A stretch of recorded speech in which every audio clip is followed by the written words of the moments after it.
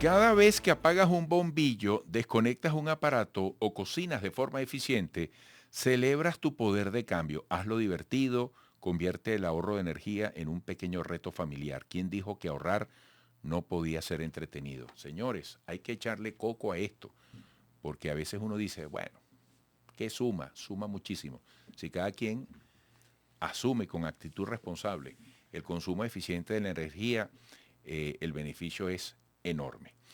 Bueno, nos vamos ahora a Guayaquil, Ecuador, con Jorge Calderón, analista económico, rector del Instituto Superior Universitario Argos, y le agradecemos muchísimo la posibilidad de que comparta con nosotros su visión sobre este acuerdo, este compromiso con el Fondo Monetario Internacional.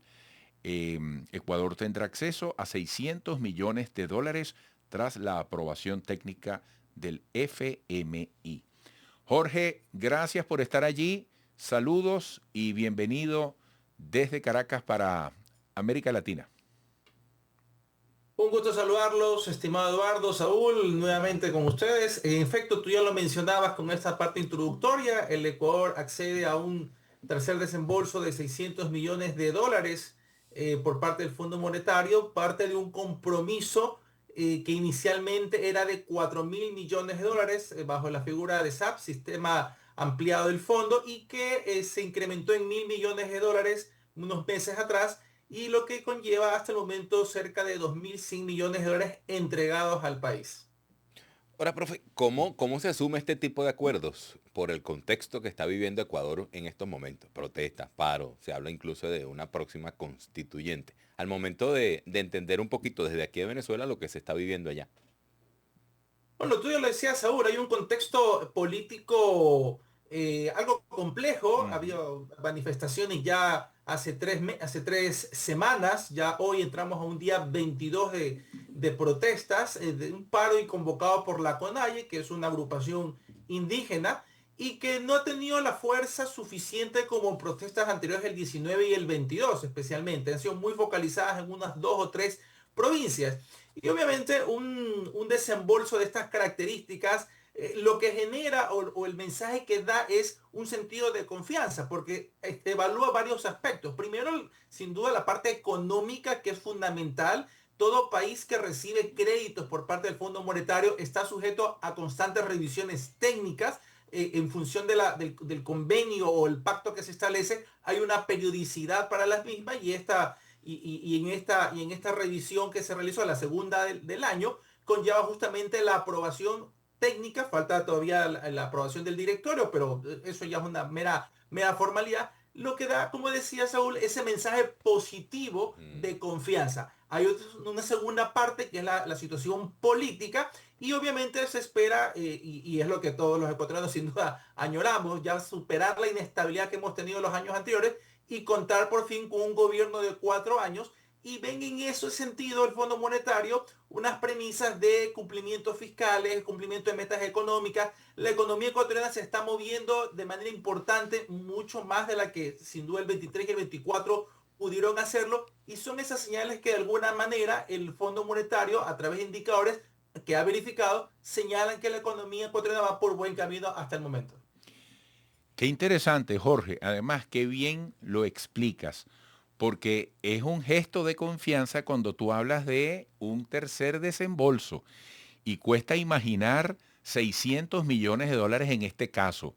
Ahora, ¿está claro el destino de estos recursos que tú dices que son permanentemente supervisados y coordinados con el FMI? Como decimos en Venezuela, se le va viendo el queso a la tostada. Sí, estimado Eduardo, tú te señalas, siempre hay un propósito para este tipo de recursos. Obviamente hay dos especificaciones muy claras: los temas sociales, que han sido incorporados, incluso han sido incorporados en los últimos dos acuerdos con el Fondo Monetario, especialmente abarcar o aumentar las compensaciones sociales a grupos vulnerables. Y la segunda parte es a temas de infraestructura, especialmente en el sector eléctrico, muy similar a lo que ocurrió con el anterior desembolso. Es decir, son dos objetivos muy importantes de estos desembolsos que se espera sigan atendiendo, más aún cuando el gobierno ha buscado generar más compensaciones hacia grupos vulnerables, especialmente aquellos que se encuentran en zonas de altos indicadores de pobreza, nutrición, entre otras cosas. Y recordemos que el año pasado el tema de estabilidad energética fue muy complicado. Es decir, realmente tuvimos dos periodos de apagones.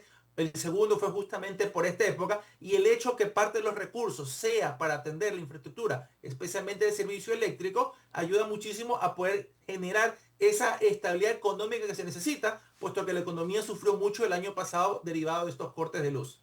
Ahora, profe, ¿cómo se ve el futuro inmediato de la economía ecuatoriana para afrontar esos compromisos? Porque cuando se dan este tipo de tratados y acuerdos, muchos dicen, bueno, se está hipotecando el futuro de la sociedad de X o Y país. Por ejemplo, vimos el caso la semana pasada, Argentina también, con el Fondo Monetario Internacional, buscando recursos en Estados Unidos. Pero hay una capacidad a futuro de asumir el tema deuda con el Fondo Monetario Internacional y que no se sienta precisamente que, bueno, que prácticamente ya se hipotecó todo lo que tiene que ver con la sociedad.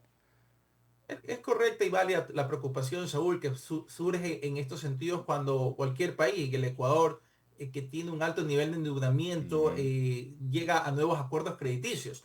El Ecuador realmente no tiene muchas salidas por el momento. ¿Y en qué me refiero a esto? El riesgo país, si bien el gobierno ha hecho un esfuerzo importante en lograr reducirlo, todavía sigue siendo alto como para acceder a mercados internacionales y emitir bonos, por ejemplo. El riesgo país el día viernes del Ecuador cerró en 840 puntos, si no mal recuerdo. Eso significaría que si quisiera emitir deuda, esto debería ser a tasas entre el 11 al 12%, muy onerosas versus lo que le presta el Fondo Monetario, que son entre tasas del 3 al 5%, los periodos de gracia, el aval que de cierta forma tácitamente te da el fondo, ayuda a que se abran puertas o llaves financieras de otros organismos crediticios. Entonces, el Ecuador está muy limitado en los actuales momentos para hacer algún tipo de emisión de bono. Entonces, realmente opciones como esta le ayudan muchísimo, y esperemos justamente, como siempre, que los recursos que se llegan de esto puedan derivar en un buen uso,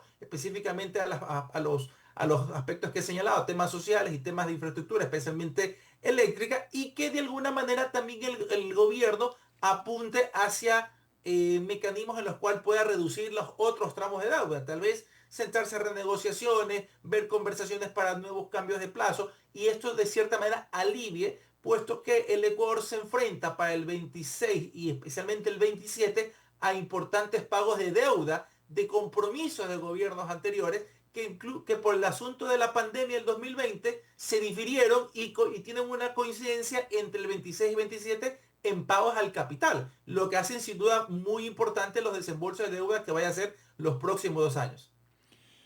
Jorge Calderón, desde Guayaquil, Ecuador, es analista económico, rector del Instituto Superior Universitario Argos. Más allá del potencial, más allá de lo posible, de aquello que tiene que perfeccionar Ecuador para obtener ingresos, hoy, ¿cuáles son las grandes fortalezas que proveen a Ecuador de sus principales ingresos o de ingresos emergentes?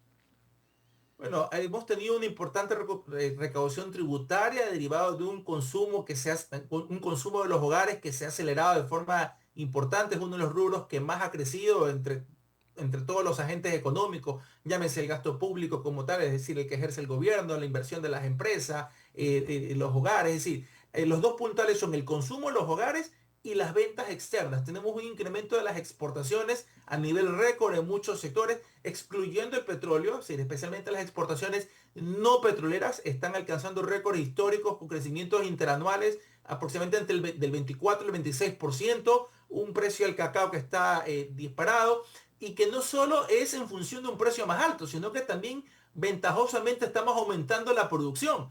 Entonces ya no existe esa falacia que en años anteriores sucedía, de que el precio del petróleo estaba alto, por ejemplo, pero nuestra producción iba hacia abajo, por tomar un ejemplo. Acá en los productos no petroleros está aumentando el precio y estamos aumentando la producción, que eso es importante, y en esos sentidos nos ha garantizado un crecimiento, mencionaba, entre el 24 y el 26% interanualmente de las exportaciones. Entonces ahí hay dos rubros importantes en ese sentido.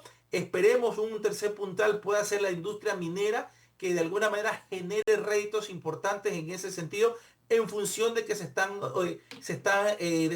quieren desarrollar algunos proyectos mineros en diversas partes del país. Pero tenemos entonces consumo en los hogares y ventas y exportaciones como principales puntales en la economía ecuatoriana ahora. Mira, Jorge, yo me quedo, como diría Jorge Reaza, patidifuso. De verdad que me sorprende la respuesta que me has dado. Que un país, que un estado diga que sus principales ingresos son por la vía tributaria sobre la base del aumento del consumo del hogar y las exportaciones, me parece súper positivo, asombrosamente positivo.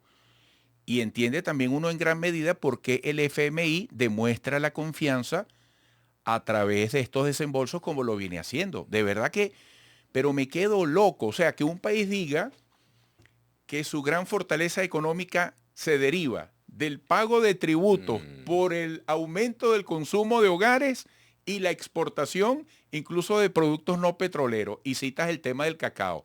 Qué interesante. Jorge, un gran abrazo. Gracias a ustedes, Eduardo y Sol, por la invitación y un Chao, gusto, profe, como siempre, gracias. estar en su programa. Un abrazo. Muchísimas gracias. Mira, con qué disposición y equipo de producción, qué bonito eso, porque tú sabes, yo me imagino cuando el equipo de producción lo contacta, el hombre hace un espacio en su agenda Sí, señor. con su corbata, su saco, haciendo su Zoom, haciendo un tiempo. Es un hombre muy ocupado. Es correcto, claro, rector de un instituto universitario por allá, pero qué buen vocero además. Qué Saúl, buen no te vocero quedaste explica ahí. loco Sí, con señor. lo que acaba de responder este caballero. Sí, señor. Automáticamente uno ve las diferencias en las sociedades, ¿no? Hasta dónde podría llegar el tema de la mentalidad tributaria, la mentalidad de pagar los impuestos, de pagar todo al día, y hasta dónde se podría transformar la economía cuando se aprovecha el tema tributo. ¡Wow! Vamos a la pausa.